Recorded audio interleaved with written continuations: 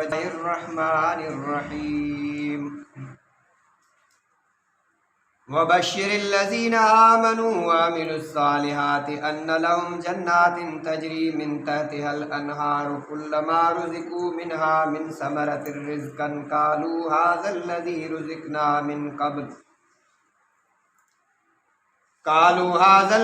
रुज़िक़ना मिन क़ब्ल व उतू बिही मुतशाबिहन व लहुम फ़ीहा अज़वाजुम मुतहहरतुन व हुम फ़ीहा ख़ालिदून। सदक़ल्लाहु व सदक़ रसूलुहुन नबियुल करीम व नहनु अला ज़ालिका लमिनश शाहिदीन वश्शाकिरीन वल्हम्दुलिल्लाहि रब्बिल आलमीन। जन्नत जन्नत चाहे जन्नत के मुकाबले में जहन्नम दोज़ख गुज़िरियल दफ़े पाण दोज़ख जहन्नम के बयान में कुरान शरीफ जो आयतूं ॿुधायूं त जहन्नमियुनि सां अल्लाह जो हशर कहिड़ो हूंदो। जेके रब के हुक्म की नाफ़रमानी कंदा उन्हनि सां ऐं जेको रब के हुक्म की फरमाबरदारी कंदो उन लाइ छा हूंदो। सूरत बकर आयत नंबर 25 में अल्लाह से फरमाया थो वबश्शिरिल्लज़ीना आमनू व अमिलुस्सालिहात। ए प्यारा पैगंबर खुशखबरी दे ईमान वारन के ऐं जिन चंगा कम कया नेक अमल कया अन्न लहुम जन्नातिन उन जे लाइ बाग़ात हिकड़ी न खोड़ जेको माण्हू नेक अमल करे हिकड़ी जन्नत न खोड़ बाग़ात तजरी मिन तहतिहल अनहार जंहिंजे हेठां नहरूं वहंदियूं वायूं वहंदियूं वाहूं पेटियूं वहनि उन जे हेठां कुल्लमा रुज़िक़ू मिनहा मिन समरतिर रिज़्क़न जॾहिं बि को फल फ्रूट जो खाइण लाइ उन्हनि खे मिले थो। जन्नत में त खाधा पीता जाम आहिनि जी ॿी जाइ ते वलकुम फ़ीहा मा तश्तही अनफुसुकुम वलकुम फ़ीहा मा तदऊ। जेका शइ तव्हांजी दिलि चाहींदा उहा त मिलंदी घुरंदव पर जेका घुर न कयो जेका दिलि में चाह थिए त ही खावां माण्हू चाहे थो त मां ही सिंधड़ी अंब खावां लंगड़ो खावां चाहे थो ज़बान ते नथो आणे दिलि में तलब करे तो अल्लाह चए थो उहा बि जन्नत में आॾो पेश थींदी। तव्हांजी दिलि ख़्वाहिश कई उहा पेश थींदी। जेका घुरंदा जन्नत में उहा त मिलंदी पर जंहिंजी दिलि में रुगो ख़्वाहिश हूंदी उहा बि आॾो थी वेंदी। फरमाए जॾहिं उन्हनि खे रिज़्क़ जन्नत में मिलंदो उहे चवंदा क़ालू हाज़ल्लज़ी रुज़िक़ना मिन क़ब्लु ही उहो रिज़्क़ आहे जेको असांखे अल्लाह अॻे बि खारायो दुनिया में बि रब असांखे रोज़ी ॾिनी पई। व उतू बि मुतशाबिहा आहे तूं न जहिड़ो पर जॾहिं खाईंदा त उनजी लज़्ज़त ऐं फ़रत एॾी हूंदी चवंदा हुन खां त और भरो। वलहुम फ़ीहा अज़वाजुम मुतहहरा उन में ज़ालूं हूंदियूं पाक गुनाहनि खां बदकारीअ खां इल्ज़ाम खां तोहमत खां ऐं वहुम फ़ीहा ख़ालिदून उन में हमेशह रहंदड़ हूंदा। जन्नत में अल्लाह जेके बिशारतूं ॾिनियूं ईमान वारनि खे पहिरियों त बाग हिकिड़ो न कई बाग़ात मिलंदा जंहिंमें नहरूं पियूं वहंदियूं। ॿियो त खाधे लाइ फल फ्रूट मिलंदा। हाणे असां फल फ्रूट नथा वठी सघूं महांगो आहे किथां वठे ऐं हिकु जहिड़ा खाधा रंग में हिकु जहिड़ा हूंदा मज़ा ऐं लज़त मथे हूंदी। टियों त पाक ज़ालूं मिलंदियूं। चौथों हमेशह रहंदा दाइमी जन्नत मां निकिरणु कोन्हे। अब हिन कॉलोनी में कर्ज़ थी वियो घर खपा वरी ॿिए हंधि वरी कंहिं हिते चङड़ा पैसा मिलिया कंहिं ग़रीब कॉलोनी में वञ उते ई आहे ई कोन। इहे जन्नत में अल्लाह तबारक व तआला जन्नतुनि लाइ वज़ा कया आहिनि पर इन लाइ तयारी हिते थी। रसूला फरमाया अदुनिया मज़रअतुल आख़िरत दुनिया आख़िरत जी पोख आहे। जीअं पोखबो त पोइ फसल ॿाहिरि लुणबो दुनिया में तयारी कबी त ओॾे मिलंदो न त हिते कोन मिलंदो। सूरत आल इमरान आयत नंबर 15 कुल अउनब्बिउकुम बिखैरिम मिन ज़ालिकुम लिल्लज़ीना इत्तक़ौ इंद रब्बिहिम जन्नातुन तजरी मिन तहतिहल अनहारु ख़ालिदीन फ़ीहा व अज़वाजुम मुतहहरतुन व रिज़वानुम मिनल्लाहि वल्लाहु बसीरुम बिल इबाद। ए प्यारा पैगंबर चओ तूं छा तव्हांखे आउं न ॾस ॾियां चङाईअ जो इन्हनि सभिनी शयुनि खां अलाए केतिरा दफ़ा बहितर आहे उन शइ जी ॾस ॾियां। फरमाए लिल्लज़ीना इत्तक़ौ इंद रब्बिहिम जेके पंहिंजे रब खां ॾिना शिरक खां कुफर खां बिदत खां पराए हक़ खाइण खां कंहिंसां ज़्यादती करण खां ॾिना यार ख़ौफ़ हिते त नथो पुॼी सघे पर अलाह त ॾिसेसि थो अलाह त हिसाब वठंदो। फरमाए उन लाइ छा हूंदो पहिरियों इनाम जन्नातुन कई बाग़ात हूंदा। हिते हिकिड़ो बाग़ आहे त बि फ़ख़ुर थो करे बा मुंहिंजो ई बाग़, कई बाग़ात हूंदा। जन्नत हिकिड़ो बाग़, जन्नात माना कई बाग़। तजरी मिन तहतिल अनहार, वाटर पंहिंजा पिया वहनि। हिते केनालनि वाटर लाइ जहिड़ो पियो थिए त न खणो असांजो, उते वाटर हिन जा पंहिंजा पिया वहंदा, कंहिंजी मोहताजी न हूंदी। ॿियो ख़ालिदीन फ़ीहा, हुन में हमेशह रहंदड़ हूंदा, आरज़ी न हूंदो, हमेशह वारो हूंदो। व अज़वाजुम मुतहर, ज़ालूं बि पाक मिलंदड़। व रिज़वानुम मिन अल्लाह, अल्लाह जो रज़ामंदो हूंदो, रब राज़ी अथव। खाओ पियो ठठ कयो, का परवाह न आहे। वल्लाहु बसीरुम बिल इबाद, अल्लाह बाननि खे ॾिसंदड़ आहे। उन जन्नत जी तयारी कजे। दुनिया वारी तकलीफ़ आरज़ी आहे, इन में इन जी का बि बका न आहे ऐं इन दुनिया जी का हैसियत ई न आहे। तकलीफ़ थोरी आहे, पर महिनत करे, रियाज़त करे, ज़िक्र अज़कार करे जे मथी मंज़िल माणी त पोइ सुकून ई सुकून। तारियूं इला मग़फ़िरतिन मिन रब्बिकुम व जन्नतिन अर्ज़ुहा अस्समावातु वल अर्ज़ उइद्दत लिल मुत्तक़ीन। ओ ड्रोड़ो बख़्शिश जे तरफ़, तव्हां पंहिंजे रब जी बख़्शिश जे तरफ़ ड्रोड़ो। गुनाह जे तरफ़ माण्हू भॻा था वञनि, मेल मलाखड़े में, ज़िनाकारी में, जुआकारी में पाणे भॻा था वञनि। अलाह चए थो नेकीअ तरफ़ ड्रोड़ो, रब जी बख़्शिश जी तरफ़ ड्रोड़ो। ऐं पोइ छा थींदो? व जन्नतिन, उते जेका अलाह जे तरफ़ां जन्नत मिलंदी, बाग़ मिलंदो, उन जो अर्ज़ु समावात वल अर्ज़, उन जी वेकर हूंदी ज़मीन आसमान जेतिरी। अल्लाह जी बख़्शिश जे तरफ़, इबादत जे तरफ़, ज़िक्र अज़कार ने मोटो, जेका जन्नत मिलंदी ज़मीन आसमान जेतिरी, हिकिड़ी जन्नत। अञा जे परहेज़गारात अलाए केतिरियूं जन्नतूं मिलंदियूं। ऐं उइद्दत लिल मुत्तक़ीन, इहा जन्नत अल्लाह साईं परहेज़गार लाइ तयारु कई आहे, उन जा मुस्तहिक़ परहेज़गार, जी ज़कात ख़ैरात सदका दवा ग़रीबनि लाइ, जेको मिस्कीन आहे उन लाइ। ऐं उहे जेके मुस्तहिक़ आहिनि दुनिया में छा था कनि, उन्हनि में आला क़िस्म जेका जमात आहे परहेज़गारनि जी, अल्लज़ीन युनफ़िक़ून फ़िस्सर्राए वज़्ज़र्रा, जेके ख़र्च कनि था ज़ाहिरी बिलिकी। कॾहिं कॾहिं ज़रूरत पवंदी आहे, मां हिन जी मदद कयां पियो, तव्हां त ॿियो ॾिसे ॿियो बि मदद करे, इन लाइ कबी आहे। अब आउं मस्जिद में ॾियां पियो, ॿिए दोस्त जे भाउ जे आॾो ॾियां त जी इहो बि तरक़ीब थी ॾिए।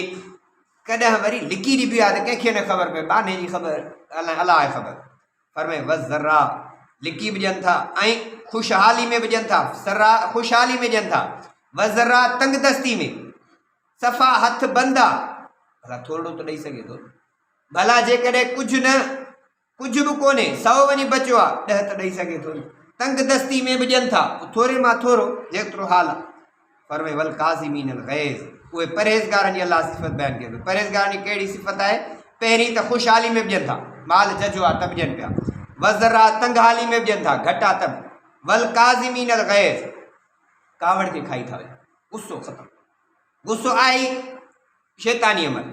वल आफ़ीन अन्नास, 3 वस्फ़ परहेज़गारनि जी, माण्हुनि खे माफ़ था कनि, ग़लतियूं करे थो माफ़ कयो, दरगुज़र कयो। इहा आहे मुत्तक़ी जी सिफ़त, गुस्सो खाई वञे माफ़ी ॾे। वल्लाहु युहिब्बुल मुहसिनीन, अल्लाह साईं नेकोकारनि अहिड़नि खे पसंदि करे थो।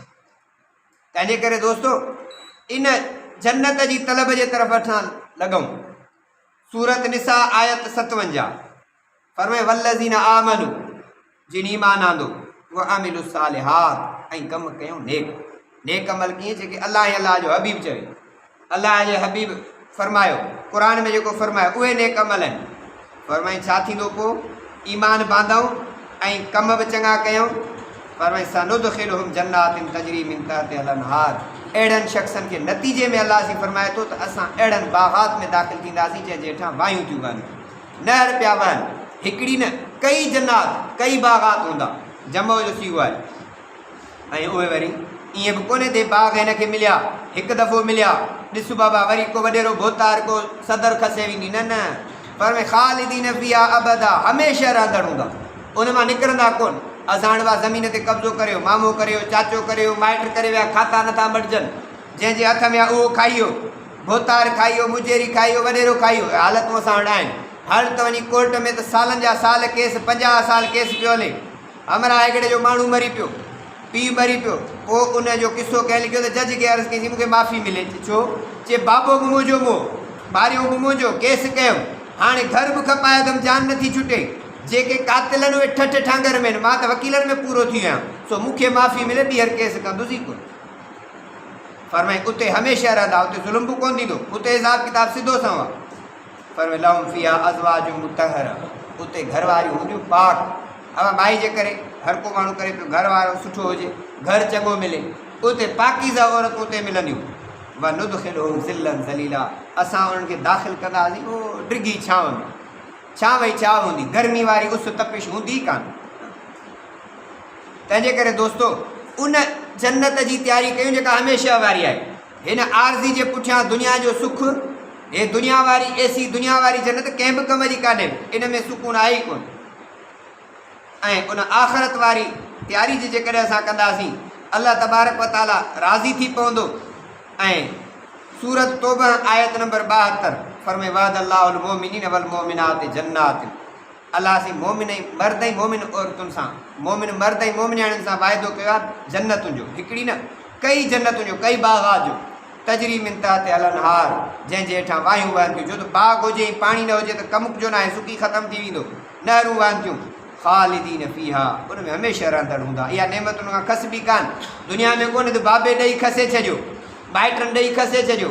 फरमाए व मसाकिन तय्यबतन फ़ी जन्नात अदन, घर बि ख़ुशबू वारा पाकीज़ हमेशह वारी जन्नात बाग़नि में, अदन माना हमेशह। व रिज़वान मिनल्लाहि अकबर, वॾी ॻाल्हि त रब जो रज़ामंदो मिलंदो, ऐश बि मिलंदा, रब बि राज़ी। हाणे जेको वणई सो कर, ज़ालिक हुवल फ़ौज़ुल अज़ीम, इहा कामयाबी वॾी। दुनिया जी आरज़ी नौकिरी लाइ, आरज़ी नफ़े लाइ राति ॾींहुं हिकु करे थो वठे, हमेशह वारी जन्नत लाइ ज़री बि तयारी कान्हे का। दुनियावी नफ़े लाइ कहिड़ी कोशिशि थो करे, केतिरी महिनत पियो करे, हमेशह वारी ज़िंदगी लाइ का बि तयारी कान्हे का। जंहिं ज़िंदगी जी का ख़बर ई कान्हे का त इन में केसि ताईं रहंदो। सूरत रद सिपारो 13 आयत नंबर 35 फरमाए मसलुल जन्नतिल लती वुइदल मुत्तक़ून, अल्लाह से मोमिननि खे परहेज़गारनि खे ख़ुशख़बरी ॾिनी।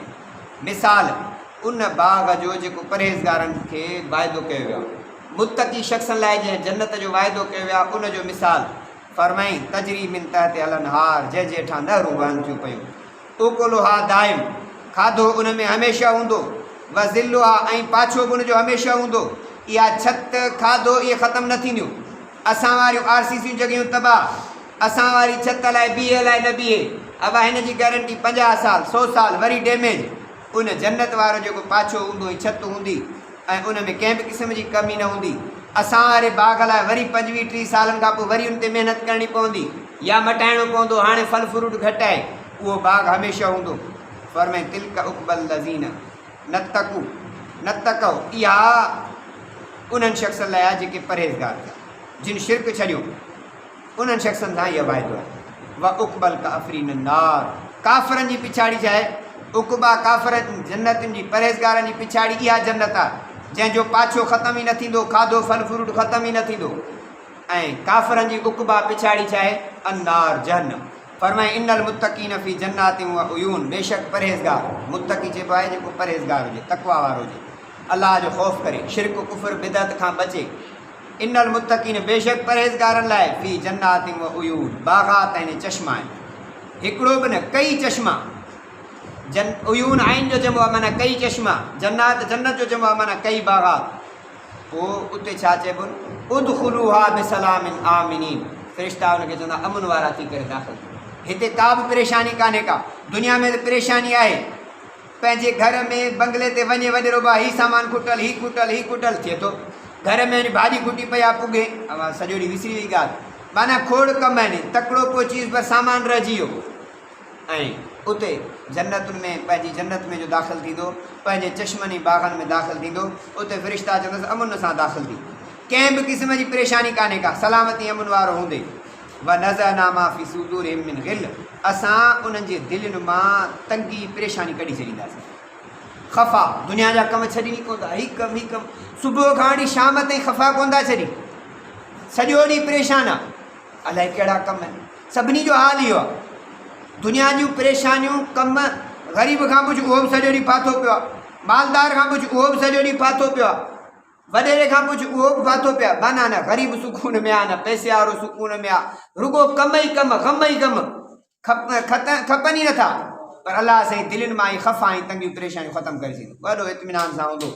फरमाई इख़वाननि, पंहिंजे भाइरनि जे आॾोला, सुर्र मुतक़ाबिलीन, तख़्तनि ते हिकु ॿिए जे आम्हूं साम्हूं वेठा हूंदा, तूल तकियनि ते टेक ॾेई, ला यमस्सुहुम फीहा नसबुम वमा हुम मिनहा बिमुखरजीन। उन में का थकावट बि कान थींदी। अब थकिजी पियो आहियां, का गोरी ॾियो त निंड नथी अचे, डिप्रेशन जो मरीज़ थी वियो आहे, ब्लड प्रेशर हाई थी वियो, शुगर वधी वई, दिलि जी धड़कन वधी वई। अलाह फरमाए थो थकावट हूंदसि, न को उन मां इन तख़्तनि ऐं टेकनि ते वेठो हूंदो, वॾे सुकून सां कचहरी कंदे, संगत साथ दोस्त अहबाब वेठा हूंदा। फरमाई इन वॾे बंगले मां निकिरंदो बि कोन, को कढंदुसि बि कोन, पंहिंजे वञ घुमे त घुमे। ऐं अहिड़ी वॾी जन्नत जो अलाह अचे थो सौदो कयां थो, दुनिया में थोरी इबादत कयो बसि, 5 वक़्त निमाज़ पाबंदी सां पढ़े, अलाह सां भाङे भाईवार कंहिंखे न करे, शिरक न करे, कुफर न करे, कंहिंजो हक़ न खाए, ज़्यादती न करे, ज़िना न करे, चोरी न करे, शराबखोरी न करे, बसि वॾो कमु त आहे कोन। फरमाए नब्बे इबादी अन्नी अनल गफ़ूरुर रहीम। ऐं मुंहिंजा प्यारा हबीब, मुंहिंजनि ॿारनि खे ॿुधा त मां वॾो बख़्शींदड़ रहम वारो आहियां। 90 इबादी, मुंहिंजे ॿारनि खे ॾस ॾे, अन्नी बेशक मां, अना मां, बार बार, अल गफ़ूर बख़्शींदड़, अर रहीम रहम कंदड़। अञा बाबो कावड़जी पवंदो मतां माफ़ न करे, मां उन बाबे खां बि वधीक रहम कंदड़ आहियां। ग़लतियूं थियूं, गुनाह थियो, हाणे माफ़ी पाए। कंहिंजो हक़ खाइजी वियो, उनखे हक़ ॾियण जी इरादो करे, कुझु ॾिए कुझु माफ़ी वठे, अलाह असीं बख़्शींदुसि। माण्हू बि बख़्शींदा, अदा हाणे वरी मोटी आयो आहे, उहो बि बख़्शींदो। पर जे न हिते न बख़्शराई त उते कुझु कोन थींदो। उते वारी तकलीफ़ जेका आहे उते जान न छॾाए सघंदो। सूरत यासीन आयत नंबर 55। फरमाए इन असहाबल जन्नतिल यौम फी शुग़लिन फ़ाकिहून। बेशक जन्नती अॼु ॾींहुं मशग़िले में ख़ुशि दिलि हूंदा, वॾे सुकून में हूंदा, पंहिंजे किरत में मसरूफ़ हूंदा। हुम वअज़वाजुहुम फ़ी ज़िलालिन अलल अराइकी मुत्तक़ियून। पाण ई संदन घरवारियूं छांव में वॾनि तख़्तनि ते टेक ॾेई पिया कचहरी कंदा। परेशानी हूंदी कान, फ़िक्र फ़ाक़ो ग़म हूंदो कोन। लहुम फ़ीहा फ़ाक़िहतुन, उन्हनि लाइ उते फल फ्रूट हूंदा। वलहुम मा यदऊन, जेको चाहींदा, जेको घुरंदा अलाह उते पेश कंदो। दिलि चवंदी त को बिना अॼु बटेरे जो गोश्त खावां, उहो अची पहुचंदो। अवां फिलाणो फ्रूट ते दिलि चए थी, बाबा साहिबु मौसम कान्हे का, फ्रूट ते त दिलि चए थी हिते जी मौसम कान्हे, या वरी ॿिए इलाइक़े में थींदी आहे। हिन जी तलब दिलि में हुजे, उहा आॾो साम्हूं फ्रूट अची वेंदुसि। फरमाई सलामुन क़ौलन मिन रब्बिर रहीम। उते रब जे तरफ़ां रुगो सलामती सलामती हूंदनि, सलाम ई पिया मिलंदनि, रहमतूं ऐं अमुन पिया मिलंदा। ऐं उन ॾिहाड़े जेके ज़ालिम हूंदा उहे परेशान हूंदा। ज़ालिम हिते परेशान अथव, जेके कब्ज़ा खोर आहिनि, करप्ट माफ़िया आहिनि, ॿियनि खे तकलीफ़ ॾींदा आहिनि, सुख सां कोन अथव। भली केॾो बि चवंदा असां ठठ सां आहियूं, ज़मीनूं खपाए वियासीं, फॿाए वियासीं, ज़कात चेयरमैन सभु माल खाई वियो, ऑफिसर सॼी बजट खाई वियो, ग़रीब मुलाज़िम खे टको ई कोन अथई, सभु खाई वियो। इहो सुकून में हिते बि कोन अथव। तव्हां वञी अंदरि ॾिसंदो त इन जहिड़ो परेशान ॿियो किथे आहे ई कोन। ऐं सूरत ज़ुमर 24 सिपारो आयत नंबर 73। फरमाए वसीक़ल लज़ीन अत्तक़ौ रब्बहुम इलल जन्नति ज़ुमरा।